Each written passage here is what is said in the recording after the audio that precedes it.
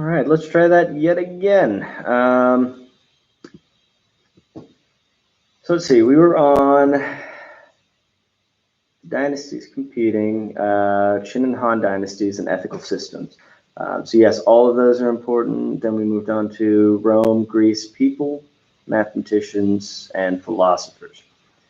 All right, let's see. Any important events that we need to know from Rome, Greece, and Persia? Any specific dates? No. I will not make you learn dates unless I absolutely drill that in. You will not need to know a date. You will need to know specific events, yes. You'll definitely need to know the Punic Wars, Peloponnesian Wars, the Persian Wars. All three of those you need to be familiar with. Yes, third time is a charm, Ben. I should hope so. If not, we're going to have to figure this out another way, and that's okay, that's fine. So let's see. I'll try this again.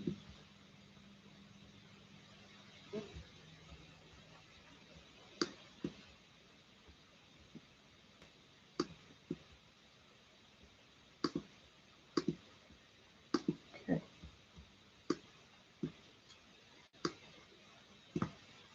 So we were on which advanced technologies will we need to know from the test each empire we learned about, like Canaz, for example.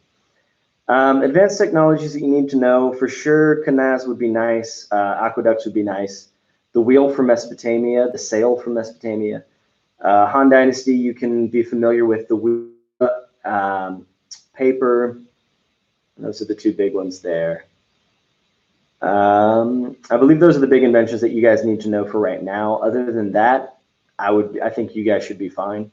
The main aspect of each region you need to know, do you focus on their rule, culture, or their location? All three of those are fair game. Remember, we're looking for overarching processes. We're looking for big ideas. We're not really looking for teeny tiny details. So all three of those are examples of things that we would be able to ask you. So for example, we could have a map and be able to say which part of Greece is this located in.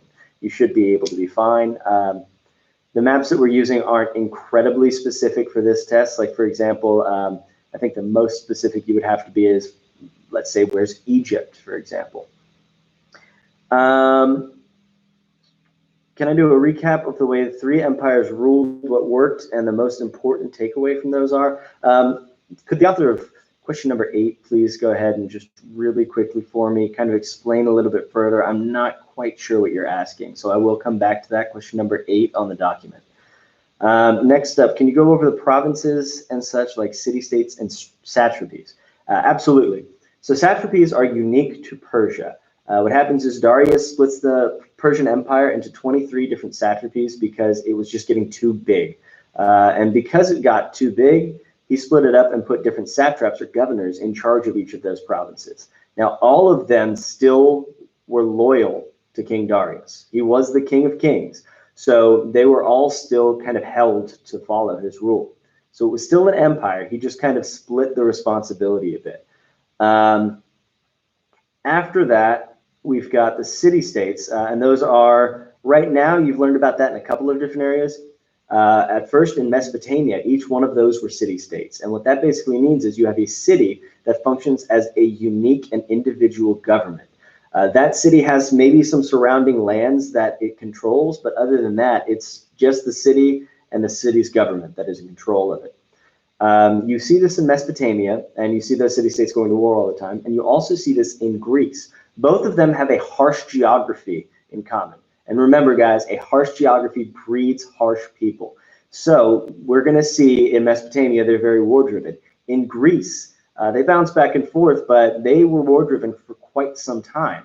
And a lot of those different city-states, each, though they shared a culture, had their own system of government, their own rulers, and their own kind of customs built into them. Should we look through food, wealth, and power? Don't worry about looking through food, wealth, and power. It was good for you guys to understand the whole topic, but it wouldn't have anything specific in it for the test. So I wouldn't worry about going over that in fear that something's going to be on the test about like Big Man or anything. Mandate of Heaven. What do we need to know about the mandate of heaven, and what is it? Well, first of all, mandate of heaven is the system in which Chinese dynasties justify their rule. It's part of that dynastic cycle that we see. So the mandate of heaven is essentially this concept of unity with the heavens and the earth. So the idea is that if a leader leads the people the way that heaven has kind of deemed that they should, if they're benevolent, if they're kind, if they take care of their people, provide shelter for them, protect them from invaders, they're basically the shepherd of their people. And if they aren't acting as that shepherd, then they begin to lose that mandate of heaven. Heaven no longer wishes them to be the family in rule. This is coined by the Ja Dynasty when they took over the Shang in a rebellion. But the Shang used something similar, they said, whenever they took over the Xia, that the last one had become so corrupt that they needed to step in and save their people. And so what you end up with is this dynastic cycle of claiming of the mandate of heaven by a very strong and noble leader who provides for his people, who only taxes in order to provide more for his people, feeds them, does works of infrastructure. Then over time, they start to become more and more corrupt. When they get more and more corrupt, they begin to basically, it seems that they're losing the mandate of heaven because what they're doing is they're taxing the people too much. They're not really caring for the peasants. They're kind of hiding back in their nobility. They become so removed from the people that they see the peasants as kind of a chore rather than their people to protect.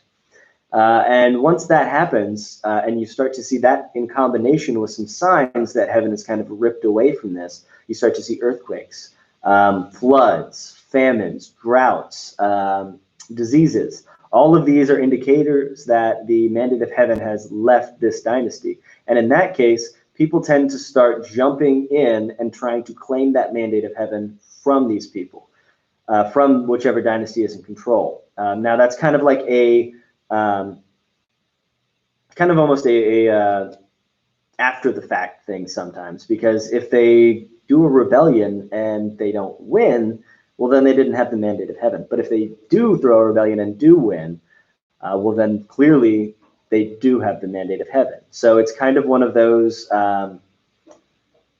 topics that they can kind of make fit whatever they need to. So number 8, I'm going back to that. And most important things you need to know from Persia, Rome, and Greece. Had to focus what we knew. Big ones is, what are their similarities and what are their differences? You need to know what makes Persia uniquely Persia. If you see the word satrapies, you need to know that comes from Persia.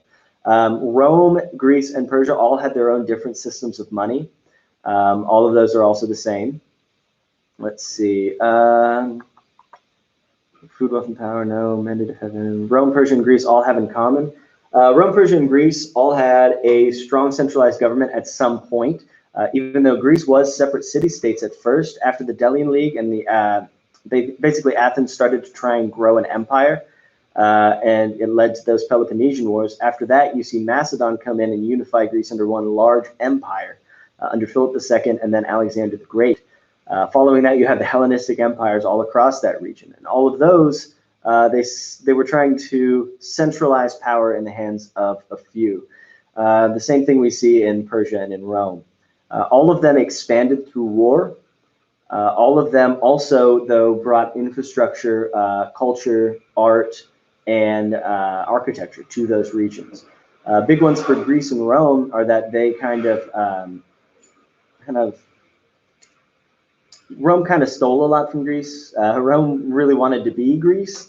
So all of their architecture looks kind of Greek. All of their gods look kind of Greek. Even their customs and dress look, well, pretty much Greek.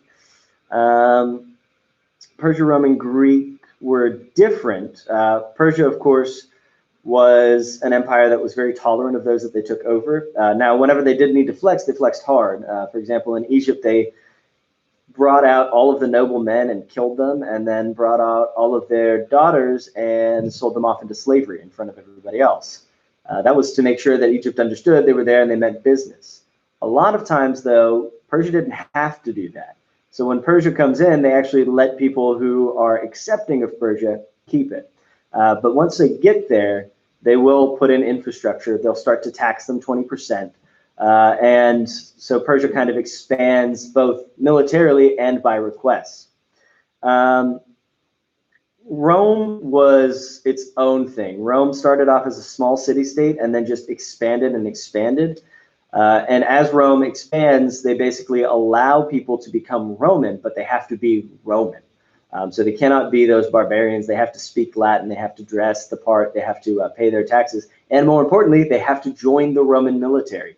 So Rome's expansion was basically they conquered the world in self-defense. They only expanded to pay their military, and they paid their military to expand, to get more people in their military, to have to expand to pay more people. So Rome just kept growing and growing and growing, militarily speaking.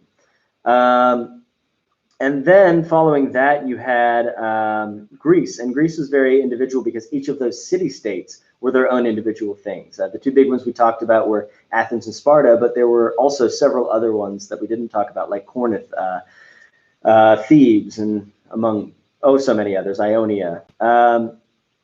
So their big difference in Greece is that they were a culture, not a unified empire like the others, not until Alexander the Great. And that's why we call that a Hellenistic part. Let's see. All right, am I missing anything else? I'm looking through the document, and I think I've addressed everything that you guys have asked me. Do you guys have any specific questions? Any wars we should know? You're going to need to know the Greco-Persian Wars, the Punic Wars, the Peloponnesian Wars, and Alexander the Great's conquest. I guess then also Cyrus the Great's conquest. Those are the big ones. All right, guys, I'm going to stick around for about another couple of minutes here. If you guys have any questions, now's the time to pop them in the feed to whichever side of the screen that you guys are on. Go over the wars briefly. Yes, sure thing. I'm not going to tell you exactly what you need to know about certain things. I mean, I'm sorry, guys. I'll tell you the brief overview. I'll tell you what you need to know, or I'll tell you what you have questions about. But I'm not just going to sit here and say, this is exactly how it's turned on the test. I can't do that, man. But I can explain about those wars. The Greco-Persian Wars were basically started because Athens egged on a little colony, Ionia, and that little colony rose up against Persia. Persia found out and wanted to come in and attack Athens. So Athens looked for help from the rest of Greece. Greece banded together against the much larger Persian Empire and somehow came out on top. Once they came out on top, Darius retreated and soon thereafter died. And his son Xerxes came in after a 10-year or a 10-year spat of kind of quelling rebellions. Xerxes comes in to teach the Greeks a lesson that they should have learned a while back. Again, the Greeks kind of band together under Athens and push them out. This is where Athens kind of gains a lot of power and money because they're kind of the head of this league that's against them. And so they start using that power and money to improve Athens and to expand Athens. This is where Athens tries to basically become its own empire. Because they were gaining more power, the rest of Greece started to freak out and turn to the only people they saw as the potential saviors, the potential people to go against Athens, and that's Sparta. So you have Sparta on one hand and you have Athens on the other, and they go to war on and off. During those 30 years, the Peloponnesian Wars, Sparta and Athens go head-to-head for a while, and Athens loses pretty badly. But the reality is, after 30 years of fighting, Greece was pretty weak. Around 50 years later, Alexander the Great's father, Philip II, comes in, Philip from Macedon, comes in from the north and takes over most of Greece, has plans to turn his eyes on the Persian Empire, but gets offed. And then Alexander the Great steps up, conquers Persia, goes further into India, and then on his way back to Greece, dies, splitting up that empire. So that's basically a rundown of those three. And then the Punic Wars, that's in Rome. This is where Rome goes head-to-head with its rival across the Mediterranean Sea, Carthage.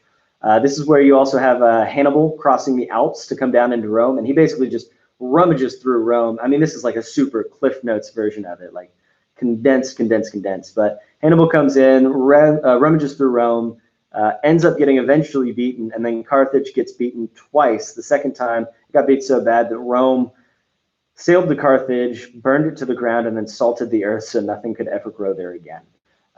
So Rome was pretty brutal on that one, but that's what gave Rome control of the entire Mediterranean. Once Carthage was out of the picture, there was nobody who could stand against Rome. What do you need to know over China? Annabelle, I did cover China in the last live stream because this one is kind of the third try because it likes to keep not working on me. Hopefully we'll fix this for next time. So if you need to, you can go back, you can watch that through the last one. I'm going to go with anybody have any final questions. I'll give you about 30 seconds to a minute to drop it in the feed. If I don't have any further questions, I'm sure that my dog would absolutely love to see me. She misses me. No problems, Annabelle. WAP only? What do you mean, Benjamin? You got some kind of question that's not WAP?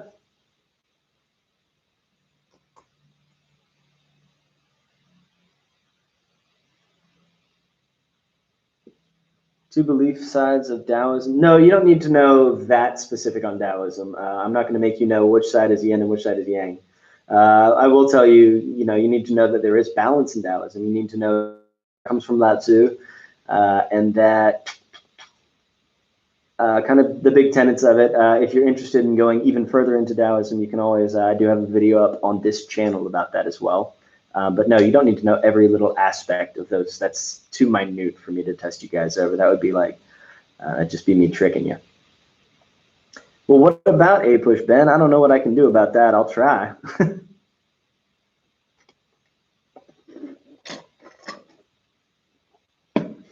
A dog, don't worry about it. I got a dog. Rup asked what kind of dog I have.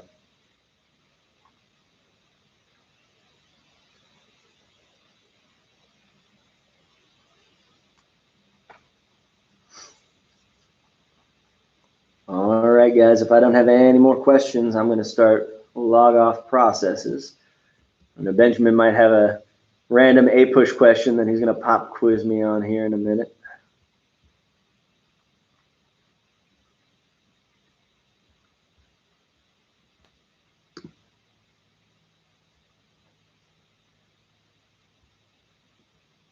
All right, I'm closing down the document. Oh, Benjamin, I can do so much on those things. You guys don't need to know anything about India. I'm not going to make you guys do India or trade routes for the test because we just did those over the last 2 days. It's too much of a turnaround for me to expect you guys to be able to study those and comprehend them by the test. That's too big of an ask, so don't worry about that.